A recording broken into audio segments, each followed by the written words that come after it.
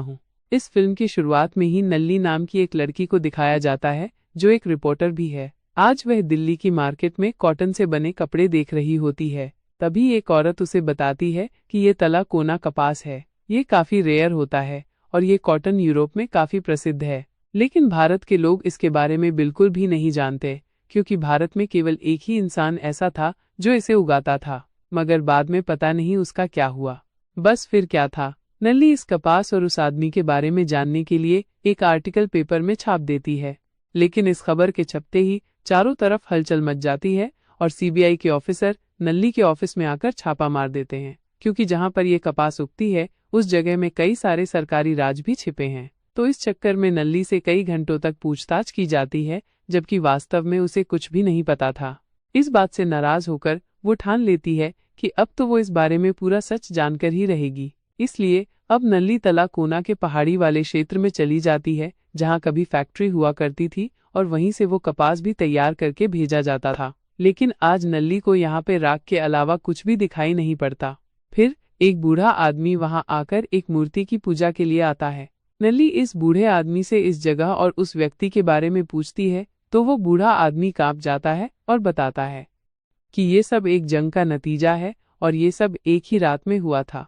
इसके बाद नल्ली पासी के पुलिस स्टेशन में जाकर वहां के एसआई से उसी पहाड़ी वाले क्षेत्र के बारे में पूछने लगती है कि वहां कौन रहता था। लेकिन यहाँ पर वो एसआई भी डर जाता है और वो कहता है वहां कोई आदमी नहीं है, बल्कि वो एक शैतान है और तुम इनसे दूर ही रहो तो बेहतर है। लेकिन जिद्दी नल्ली वहां के एमएलए सोमेश्वर रेड्डी और उसके सेक्रेटरी विकास के जरिए उसी क्षेत्र के बारे में पूछने लगती है। लेकिन यहाँ पर तो एमएलए और उसका सेक्रेटरी विकास दोनों ही घबरा जाते हैं और नल्ली को वहां से भगा देते हैं। लेकिन नल्ली विकास की कमजोरी पकड़कर उसे धमकाकर उस जगह के बारे में पूछती है। अब हमें इसी जगह की बीती कहानी के बारे में दिखाया जाता है, जिसमें हमें एक बड़े से फार्म हाउस के बारे में बताया जाता है, जिसके बगल में रुई के कपड़े बनाने वाली एक फैक्ट्री हुआ करती थी। उसका मालिक सहदेव नाम का एक आदमी था। इस आदमी को आप ईगल भी कह सकते हैं, क्योंकि ये इस फिल्म का हीरो है, जो आसपास के सभी गांव वालों का मसीहा था। वहीं गांव के लोग उस फैक्ट्री में काम भी किया करते थे। सहदेव की इच्छा के बिना वहां कोई फटक भी नहीं सकता था।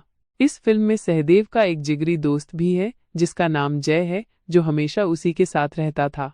इसके बाद एमएलए सोमेश्वर की पार्टी के लोग चुनाव के लिए रैली कर रहे होते हैं, जिसमें पेंचला नाम का एक आदमी एमएलए की धौंस दिखाते हुए अपनी पार्टी का पैम्फलेट सहदेव के घर में फेंकता है। अब सहदेव पेंचला को धमकी देता है, यहाँ आने की दोबारा हिम्मत मत करना।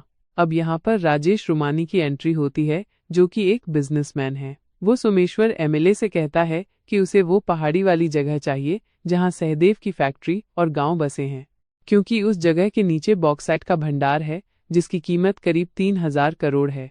इसके लिए राजेश एमएलए को 100 करोड़ का ऑफर कर देता है उस जगह को खाली करवाने के लिए। अब नल्ली समझ जाती है कि ये पूरा मामला बॉक्साइट पर ही है, इसलिए वो विकास की बात सुने बिना ही वहां से चली जाती है। लेकिन राजेश की कहानी अभी अधूरी है, जिसके बारे में हमें आगे दिखाया जाएगा। खैर, अब नल्ली एक बस में बैठती है तो उसे रोका जाता है। एक एजेंट प्रमोद कुमार उसे पकड़ लेता है, क्योंकि प्रमोद को पता चल गया था कि नल्ली सहदेव के बारे में जानकारी ले रही है। अब प्रमोद एजेंट बताता है कि ये जगह नेशनल सीक्रेट है और फिर प्रमोद उस जगह की बीती कहानी को बताता है, जिसमें रोकी एक बड़ी ऑफिसर यानी गायत्री से पता चलता है कि भारत के अंदर अवैध हथियारों को लाने वाले बहुत सारे कंसाइनमेंट गायब हो रहे हैं, जो कि नक्सलवादियों और आतंकवादियों के लिए आया करते थे। अब ये हथियार इतनी बड़ी संख्या में हो चुके हैं कि उनसे पूरा युद्ध लड़ा जा सकता है। लेकिन ये हथियार कहाँ गए, इसका कोई पता नहीं। गायत्री को इन सब में ईगल पर शक था, इसलिए एजेंट प्रमोद ईगल को पकड़ने के लिए यूरोप के एक बहुत बड़े आदमी से ईगल के बारे में पूछता है। लेकिन ये आदमी भी ईगल का नाम सुनते ही डर जाता है। फिर वो आदमी एजेंट प्रमोद को लेकर अपने खुफिया अड्डे पर पहुंचता है और फिर बताता है कि ईगल एक स्नाइपर है, जो कि एक कॉन्ट्रैक्ट किलर है और उसका निशाना कभी नहीं चूकता। वैसे ईगल ने कई माफिया गैंग का अकेले ही सफाया कर दिया था और बाद में उसका कोई कुछ भी बिगाड़ नहीं पाया। फिर वो एजेंट प्रमोद ईगल से कांटेक्ट करने के बारे में पूछता है तो वो बताता है उससे कांटेक्ट करने के लिए तुम्हें अखबार में एक ऐड देना होगा और फिर ईगल तुम्हें खुद ही ढूंढ लेगा। इस तरह से रॉ डिपार्टमेंट ईगल का पता लगाने में जुट जाता है और फिर रॉ को उसी पहाड़ी वाली जगह के बारे में पता चल जाता है, कि यहीं पर अवैध कंसाइनमेंट वाले ट्रकों को हाईजैक करके लाया जाता है। यानी ईगल और सहदेव दोनों एक ही आदमी थे। अब नल्ली सहदेव के बारे में और जानने के लिए विकास से दोबारा मिलती है। यहाँ पर विकास उसी राजेश की अधूरी कहानी के बारे में बताता है जिसमें सहदेव ने राजेश के एक एक आदमी को जान से मार दिया था। तो राजेश अपने बचाव में अपने सीक्रेट रूम में जाकर छिप जाता है, लेकिन सहदेव वहां पहले से ही मौजूद था। फिर यहाँ पर राजेश अपनी जिंदगी की भीख मांगने लगता है, लेकिन सहदेव उसे जिंदा छोड़ देता है। और फिर राजेश एमएलए को फोन करके उस जमीन को खाली करवाने की डील कैंसिल कर देता है। लेकिन यहाँ पर एमएलए बॉक्साइट के बारे में जान गया था, तो इसलिए वो एमएलए भी उस जमीन को खरीदने के लिए सहदेव के पास जाता है। लेकिन सहदेव एमएलए को बेइज्जत करके वहां से भगा देता है। अब ये फिल्म वर्तमान में आती है, जहां पर वो एसआई ऑफिसर विकास को सहदेव के बारे में कुछ भी बताने से रोक देता है। तो इस वजह से नल्ली अब स्कूल में पद्मा नाम की एक अध्यापिका से मिलती है। यहाँ पर पद्मा आगे की कहानी बताती है कि वो पहले नक्सलवाद से जुड़ी हुई थी। तब पद्मा के लीडर ने उसे अल्ताफ नाम के आदमी से मिलने को कहा, जो कि एक आतंकवादी था। इन आतंकवादियों के पास हथियार नहीं पहुंच पा रहे थे, क्योंकि सहदेव उन हथियारों वाली गाड़ियों को रास्ते में ही गायब कर दिया करता था।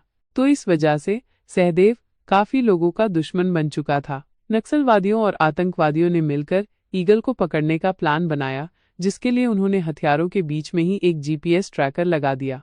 इस तरह इन आतंकवादियों और पद्मा को पता चल गया कि ये सभी ट्रक हाईजैक होकर उसी पहाड़ी वाले फार्म हाउस में जा रहे हैं जिसमें सहदेव रहता था। अब अंदर की जानकारी लेने के लिए पद्मा काम करने के बहाने से उस फार्म हाउस में चली जाती है, लेकिन पद्मा को वहां कहीं भी हथियार नजर नहीं आते। अब पद्मा नल्ली से कहती है, इसके आगे की कहानी तुम समझ नहीं पाओगी, अगर समझ गई तो तुम सब कुछ जान जाओगी।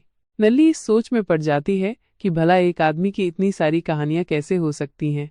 कोई कहता है कि सहदेव एक स्नाइपर है, किसी को लगता है कि वो एक कॉटन यानी रुई की फैक्ट्री चलाता है, और कोई कहता है कि वो दूसरों के हथियार चुराता है। अब नल्ली इस पूरे सच को जानना चाहती थी।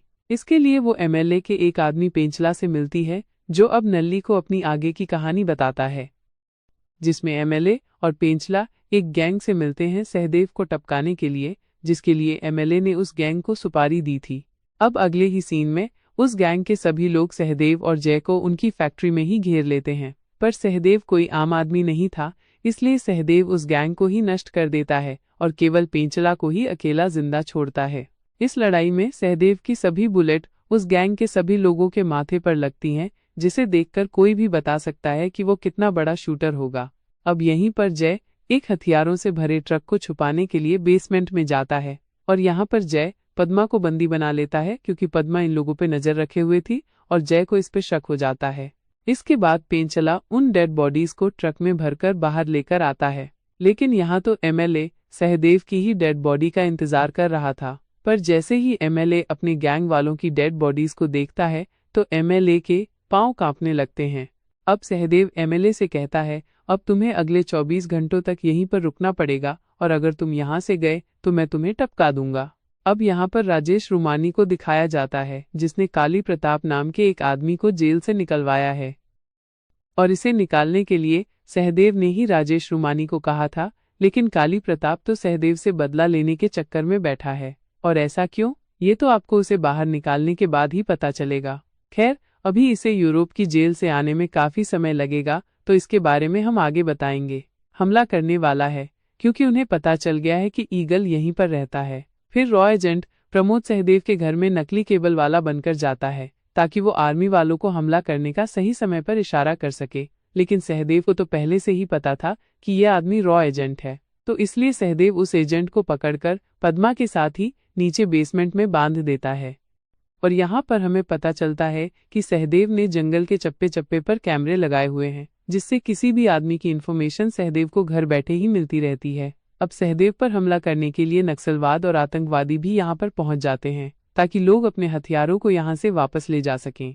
मतलब अब सहदेव को आर्मी वालों से, नक्सलवादियों से और आतंकवादियों से एक साथ लड़ना था। अब सहदेव पहले तो इन लोगों को चेतावनी देने के लिए सायरन को बजा देता है, लेकिन ये लोग नहीं मानते। तो फिर जैसे ही ये आतंकवादी सहदेव के घर में घुसते हैं, वैसे ही ये लोग गेट पर मारे जाते हैं। कमाल की बात तो ये थी कि सहदेव ने हथियारों की सेटिंग कुछ इस तरह से की हुई थी कि वो एक गोली से निशाना लगाता था, मगर एक साथ हजारों बंदूकों से गोलियां निकलती थीं, जिसे देखकर सभी डर जाते हैं, जिससे सभी को पीछे हटना ही पड़ता है। इसके बाद आर्मी ने क्या किया, इसकी कहानी में हमें आगे दिखाया जाएगा। तो अब फिलहाल नल्ली वेन कन्ना से मिलती है, जो कि सहदेव के घर के सामने ही चाय बेचा करता था। वो कहता है कि अगर तुम्हें उसकी पूरी कहानी को जानना है तो जाकर सहदेव के दोस्त जय से मिलो। तो अब नलिनी जय से मिलने के लिए यूरोप में पहुंच जाती है, जहां पर जय नल्ली को पूरी बात बताता है और ये कहानी बीते समय में चली जाती है, जिसमें जय और सहदेव दोनों एक साथ में होते हैं और इन दोनों को काली प्रताप के नाम के एक पुलिस वाले को मारने का कॉन्ट्रैक्ट मिला था। सहदेव जब अपनी स्नाइपर गन से काली प्रताप को देखता है तो सहदेव को रचना नाम की लड़की भी दिख जाती है, जो सहदेव को उसी समय पसंद आ जाती है। इसके बाद सहदेव को पता चलता है कि रचना एक फैशन डिजाइनर है जो इंडियन कॉटन साड़ी को यूरोप में प्रमोट कर रही है, जिससे कि भारतीय कॉटन को पहचान मिल सके और साथ में वो बच्चों को डे केयर सेंटर में पढ़ाती है। और इस बीच सहदेव रचना की छुपकर मदद किया करता था और रचना को हर जगह पर फॉलो करता था। तब एक सुहाना नाम की बच्ची सहदेव को रचना का पीछा करते हुए देख लेती है, जो कि रचना की ही एक स्टूडेंट थी। तो यहाँ पर सुहाना ने ही सहदेव और रचना को मिलवाया था। तो फाइनली इन दोनों की शादी भी हो जाती है।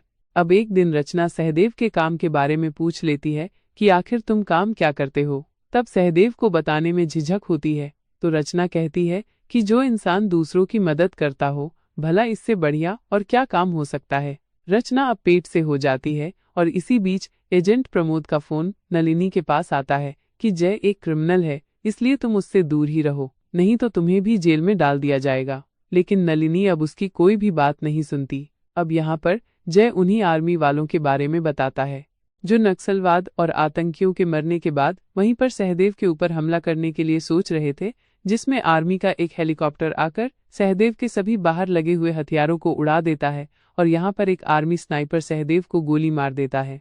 इसके आगे जय नलिनी को बताता है कि हमने एक हथियारों का कॉन्ट्रैक्ट लिया था, जिसमें अगर कोई दखल अंदाजी करेगा तो हम उसे मार देंगे। तो जब हथियार सप्लाई होते हैं तो उसी समय ऑफिसर काली प्रताप भी वहां पर आ जाता है, जो उस डील को रोकना चाहता था, मगर सहदेव जानता था कि ये उसी छोटी बच्ची सुहाना का बाप है, इसलिए सहदेव उसे जान से नहीं मारता बल्कि उसे पीछे हटने के लिए मजबूर कर देता है। यानी वो हथियारों की डील पूरी हो जाती है, मगर बाद में इन्हीं लोगों ने इन हथियारों से रचना के डे केयर सेंटर पर हमला कर दिया, जिसमें रचना बुरी तरह से घायल हो जाती है।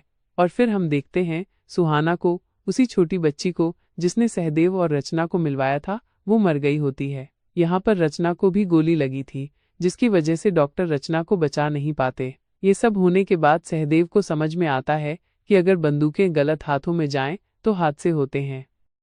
इसके बाद सहदेव को रचना का एक फोन मिलता है, जिसमें रचना की वीडियो होती है, जिसमें वो कह रही होती है कि तुमसे लोगों को उम्मीदें जगी हैं, क्योंकि तुमने बंदूक को सुरक्षा का सिंबल बना दिया है और तुम हमेशा ऐसे ही रहना। रचना की इन बातों से प्रभावित होकर सहदेव अपने आप को बदल लेता है, इसलिए सहदेव कसम लेता है कि वो दुनिया में उन सभी हथियारों को फूंक देगा जो गलत हाथों में हैं या फिर जाने वाले हैं। यानी इसी वजह से सहदेव ने सभी इलीगल हथियारों के ट्रकों को हाईजैक करके अपने गोदाम में रख लिया था, ताकि और मासूम लोग मरने से बच जाएं। और फिर ये कहानी फिर से आर्मी पर आती है, तो जय बताता है कि सहदेव को गोली लगने के बाद आर्मी ने हमारे गेट को ही उड़ा दिया था। अब इससे पहले कि आर्मी अंदर घुसती, वो आतंकी अंदर घुस गए ताकि उन्हें अपने हथियार वापस मिल जाएं। तब सहदेव ने सायरन बजाकर एक आखिरी चेतावनी दी और जब वो लोग पीछे नहीं हटते तो सहदेव खुद गाड़ी को लेकर बाहर निकलता है, जिससे सहदेव सारे आतंकियों को मार गिराता है।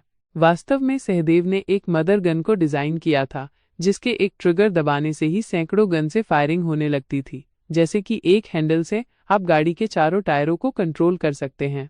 लेकिन फिर आर्मी भी सहदेव पर हमला करने लगती है, जो कि हेलीकॉप्टर से भी सहदेव पर फायरिंग कर रहे होते हैं। तो अब इनसे लड़ने के लिए सहदेव के बगल में खड़ी बड़ी सी भद्रकाली की मूर्ति ही इन सबसे लड़ने लगती है, जिसे सहदेव ही कंट्रोल कर रहा था। और इस मूर्ति से इतनी फायरिंग होती है कि सब कुछ तहस नहस हो जाता है और वो हेलीकॉप्टर भी चकनाचूर हो जाता है। फिर सहदेव अपने गेट को भी खड़ा कर लेता है। तो इस तरह से मिलिट्री जान चुकी थी कि ईगल को पकड़ना इतना भी आसान नहीं है। तो यहाँ पर रोकी चीफ गायत्री सहदेव के घर पर एयर स्ट्राइक करने का आदेश जारी कर देती है और इसी बीच जय सहदेव की मरहम पट्टी कर देता है, क्योंकि उसे बुलेट लगी थी। इधर हमला करने के लिए एयरक्राफ्ट उड़ चुका था। अब एजेंट प्रमोद सहदेव से कहता है कि अब जल्दी आर्मी तुम पर हमला करेगी, अब सहदेव उसे असल बात बताता है कि इस दुनिया में लगभग 1 करोड़ से ज्यादा हथियार बनाए जाते हैं, जिसमें से आधे ही मिलिट्री के पास पहुंचते हैं, बाकी इल्लीगल तरीके से आतंकवादियों के पास, जिसकी वजह से निर्दोष लोग मारे जाते हैं। अगर ऐसा ही चलता रहा तो एक दिन सबके पास गन होगी, जिससे लोग एक दूसरे को ही खत्म कर लेंगे। इसलिए मैंने उन इल्लीगल हथियारों वाले ट्रकों को रोक लिया ताकि और मासूम लोग मरने से बच जाएं। इसके बाद काली प्रताप सहदेव के पास आता है, क्योंकि प्रताप को लग रहा था कि उसकी बेटी सुहाना की मरने की वजह सहदेव ही है। और इसके बाद एक सीन दिखाया जाता है जिसमें प्रताप ने अपनी बेटी को मारने वाले सभी आतंकवादियों को जेल में ही टपका दिया था, जिससे उसकी वर्दी छीन ली जाती है और प्रताप को जेल में ही डाल दिया जाता है। अब काली प्रताप और सहदेव के बीच में काफी लड़ाई होती है। इसके बाद सहदेव काली को कहता है कि कोई तुम्हारा 10 सालों से इंतजार कर रहा है। तो यहाँ पर हमें पता चलता है कि सहदेव की पत्नी रचना ने मरने से पहले एक बच्ची को जन्म दिया था, जो कि सहदेव की ही बेटी थी। लेकिन सहदेव ने अपनी बेटी को अपने से दूर रखकर उसे बताया कि उसके पापा तो काली प्रताप हैं, जिसकी वजह से वो बच्ची भी काली प्रताप को अपना पिता मानती आ रही थी। ऐसा इसलिए ताकि काली प्रताप की बेटी की कमी पूरी हो जाए, और इस तरह से सहदेव ने अपनी बेटी को काली प्रताप को दे दिया, जिससे कि काली प्रताप का गुस्सा एकदम से ठंडा हो गया। अब कुछ ही देर में सहदेव सबको अपने घर से बाहर निकाल देता है और खुद अंदर बैठ जाता है, और उस बिल्डिंग में रहकर ही उसे धमाके से उड़ा देता है। यानी एयरक्राफ्ट के हमला करने से पहले ही सहदेव ने खुद को नष्ट लिया था। बाद में हमें पता चलता है कि इस धमाके में सहदेव नहीं मरा था, और फिर उसने ईगल नाम के एक संगठन को बनाया था, जो कि इलीगल तौर पर हथियार सप्लाई करने वालों को टपका देती है। तो इस तरह से जय नलिनी को सहदेव के बारे में पूरी कहानी बता देता है। अब अगले ही सीन में हमें एक गुंडे को दिखाया जाता है, जो कि ईगल को पकड़ने के लिए आया है। तो इस तरह से ये शानदार फिल्म यहीं पर खत्म हो जाती है, जिसका निश्चित तौर पर पार्ट 2 भी आएगा। ऐसी मूवी वीडियो के लिए हमारे चैनल इट्स ओरिजिनल को सब्सक्राइब करें।